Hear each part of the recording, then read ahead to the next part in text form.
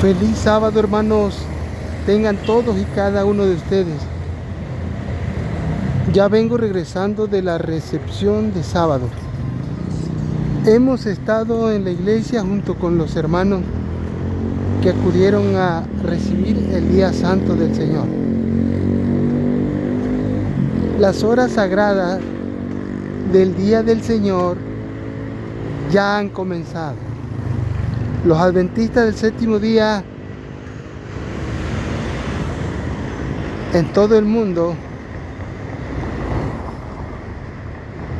en donde el sol ya se metió, ya han recibido el día de reposo. Por la Escritura nosotros entendemos que el día de reposo, el día sábado, séptimo día, Dios lo dejó como un memorial para que nosotros los seres humanos recordáramos que Dios es el creador de los cielos y la tierra,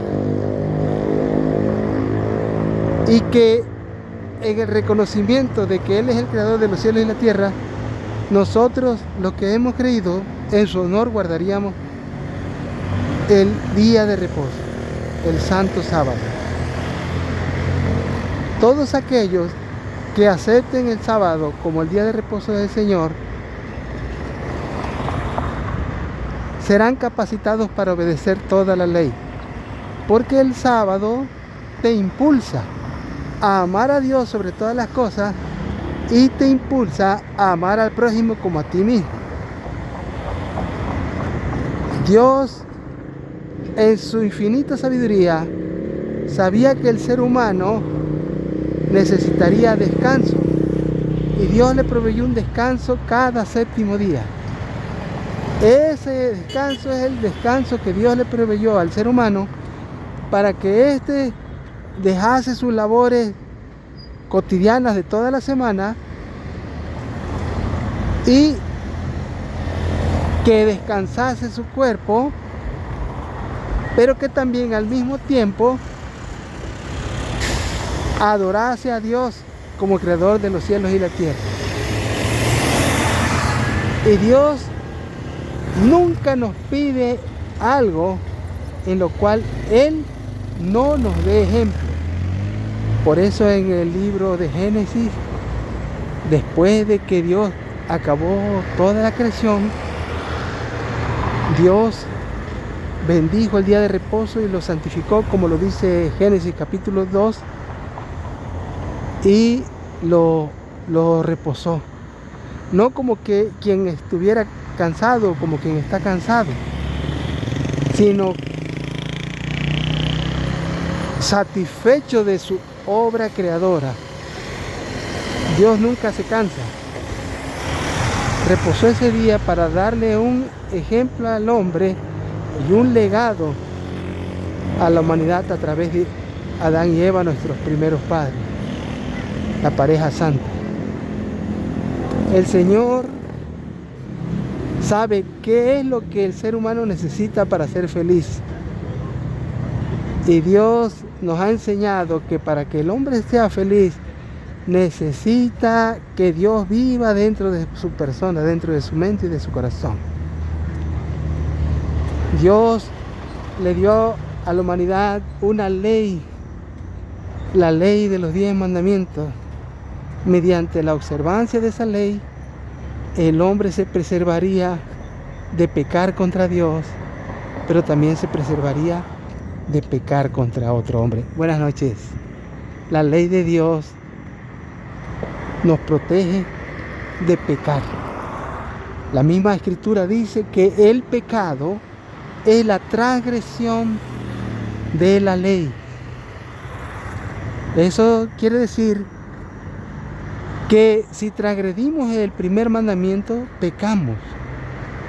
Si transgredimos el segundo, el tercero, el cuarto, el quinto, el sexto, el séptimo, el octavo, el noveno y el 10º mandamiento, pecamos. Ahora, es muy cierto que nosotros como seres humanos, por nosotros mismos, estamos incapacitados para obedecer la ley de manera infinitamente perfecta, como la ley lo demanda. Pero al apropiarnos de la justicia de Cristo por la fe, Él obedeció la ley de manera infinita, de manera infinitamente perfecta. Entonces, por la fe, nosotros nos apropiamos de la justicia de Cristo. En la Biblia, en el Nuevo Testamento, dice, cuando Pedro hablaba a la gente, le dijo: arrepentíos y bautícese cada uno de vosotros en el nombre de Jesucristo. Sabemos que el arrepentimiento es un don. Y aquí Pedro le está diciendo a los que le oían que para ser salvos tenían que creer en Jesucristo, tenían que arrepentirse, siendo que el arrepentimiento es un don de Dios, y tenían que bautizarse. El bautismo es una confesión pública de que hemos creído en Dios y en Jesucristo, y que Dios y Cristo han puesto su Espíritu Santo en nosotros. Y como mismo Cristo dijo: les enviaré otro Consolador, el cual procede del Padre. Entonces mi Padre y yo vendremos y haremos morada en ustedes. Es por medio de la presencia del Espíritu Santo como el Padre y el Hijo moran en el hombre, en la humanidad. Entonces el ser humano está llamado a ser santo, un cuerpo santo, alma santa, Espíritu Santo. O sea que nosotros solo podemos ser santificados por la presencia del Espíritu Santo. El Espíritu de Dios se escribe con letras mayúsculas porque es el Espíritu de Dios. Nosotros tenemos espíritu, tenemos un cuerpo, y la unión de nuestro espíritu con nuestro cuerpo es el alma viviente. Así que nuestros cuerpos deben de ser santos y nuestros espíritus también deben de vivir la santidad. Nuestros cuerpos por lo que comemos y nuestro espíritu, nuestra alma, por lo que nosotros nos alimentamos por las avenidas del alma, la avenida del cuerpo, que son los ojos, lo que vemos, lo que oímos, lo que palpamos, lo que pensamos, lo que sentimos. Por eso el hermano Fay escribió que hay que cuidar las avenidas del alma. Entonces, Dios quiere que nosotros seamos rocas vivientes, rocas vivas del edificio del Señor. En la antigüedad, las rocas eran pulidas en la cantera del mundo y eran traídas para ser engastadas en el edificio del templo. Pero ahora Dios quiere que cada ser humano sea una roca viva para ser colocada en un templo espiritual, un templo viviente, en donde Dios mediante su Espíritu llegue a morar y se vuelva a cumplir las palabras del Antiguo Testamento de Deuteronomio que dicen: hacedme un santuario, o háganme un santuario, y moraré en medio de ellos, moraré en medio de ustedes. Entonces es necesario que nosotros comprendamos esas palabras y que las apliquemos. Debemos hacer un santuario a Dios en nuestras casas, en nuestra vida, en nuestra persona, en nuestro cuerpo, para que el que creó los cielos y la tierra, el Padre de Jesucristo, su Hijo Jesús y su Espíritu Santo mueren en nosotros. Nosotros volvamos a recuperar la imagen de Dios, porque dice la Escritura que el hombre fue creado a imagen y semejanza de Dios. Entonces, el Señor dirige a su pueblo y Él quiere que su pueblo vaya a segura victoria. Sabemos que al pie de la cruz, al creer en Jesús, nosotros ahí es donde recibimos por la fe en Jesús la naturaleza divina. La victoria no la logramos por echar fuera la naturaleza caída. No, la victoria la logramos por recibir la naturaleza divina. Logramos la victoria sobre el pecado. La naturaleza divina, que la recibimos por medio de la fe en Cristo, mantiene apaciguada la naturaleza caída hasta que ésta sea destruida. Pero la naturaleza caída debe de ser destruida. Fíjate, debe de ser destruida a fin de que Jesús nos presente ante su Padre en una plena estatura semejante a la de Cristo. Algunas personas dicen y afirman: seremos pecadores hasta que Cristo venga. Pero la Biblia nos enseña que antes de que se cierre la gracia, el hombre deberá de abandonar el pecado. Porque si no, cuando Cristo venga y la persona tenga pecado en su ser, el Señor les dirá: no te conozco, apartados de mí, hacedores de maldad. En cambio, a los que creyeron en Él les dirá: venid, benditos de mi Padre, heredad del reino de Dios preparado para ustedes desde antes de la fundación del mundo.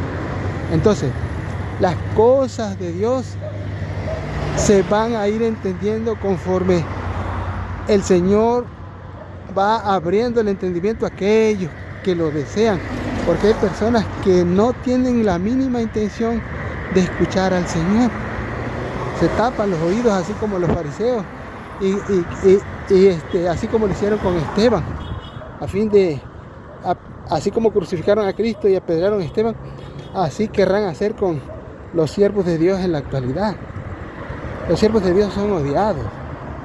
Nunca en la historia se vio que el mundo amara a los siervos de Dios. Nunca se vio que la iglesia amara a los siervos de Dios. Los verdaderos siervos de Dios han sido odiados. No podemos ver qué fue lo que pasó con Abel. Caín lo invitó al campo y allá lo mató. Podemos ver la historia de cómo los propios patriarcas sufrieron, cómo los profetas del Señor en el Antiguo Testamento, algunos fueron matados de una forma que uno se queda sin palabras al ver la maldad de los hombres. Pero ojalá fuese gente que no conociese a Dios. No, muchos de esos profetas fueron matados por gente que se decían ser representantes de Dios. Los que crucificaron a Jesucristo no fueron los filisteos, que ya para ese tiempo ya ni existían. No fueron propiamente aquellos paganos que vivían adorando a las deidades demoníacas. No, los que crucificaron a Cristo fueron aquellos que se decían ser expositores de las escrituras, de las escrituras hebreas, de las escrituras que fueron un legado para ese pueblo que salió de Egipto. Es triste el darnos cuenta de que fue el propio pueblo quien crucificó a Cristo y fue el propio pueblo que persiguió a los apóstoles. Y es triste que de la misma iglesia se levantaron hombres, en la iglesia apostólica se levantaron hombres que llevaron pueblo tras de sí y que abrazaron el paganismo, abandonaron la iglesia apostólica debido a las persecuciones, debido al hambre, debido al frío, debido a muchas cosas. Una parte de la iglesia apostólica, casi la mitad, abandonó la verdadera fe y debido a todas las adversidades, poco a poco fue arriando la bandera de Cristo, el estandarte de Manuel ensangrentado, y abrazaron el paganismo, y entonces ahí nació una iglesia romanizada.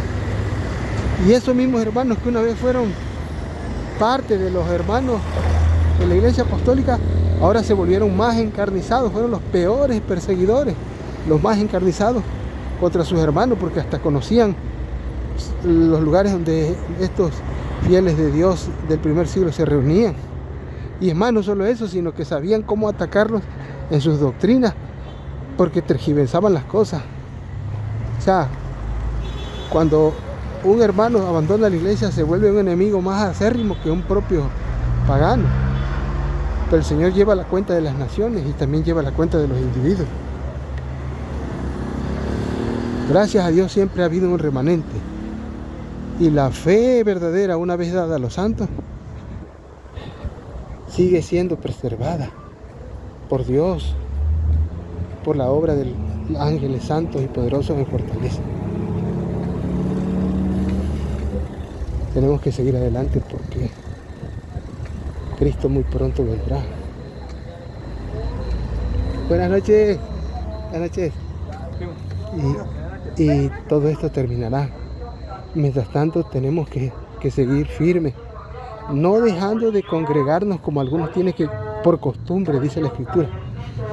Debemos de seguir congregándonos en la iglesia. No hemos de salirnos.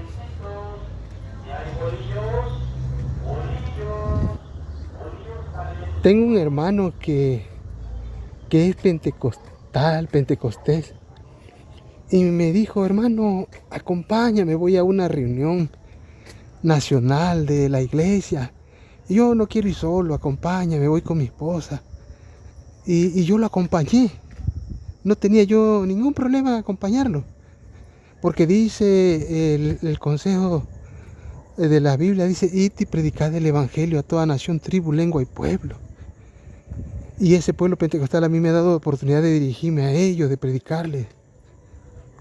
Y la hermana Joya escribió un testimonio que dice, si alguien quiere beneficiar a un pueblo, se le acerca a ellos y trabaja por ellos.